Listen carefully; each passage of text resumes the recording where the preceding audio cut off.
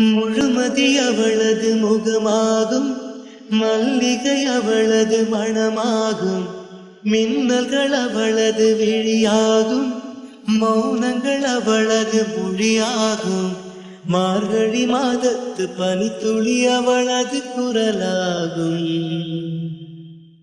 மகரந்த காட்டின் மான்குட்டி அவளது நடையாகும்.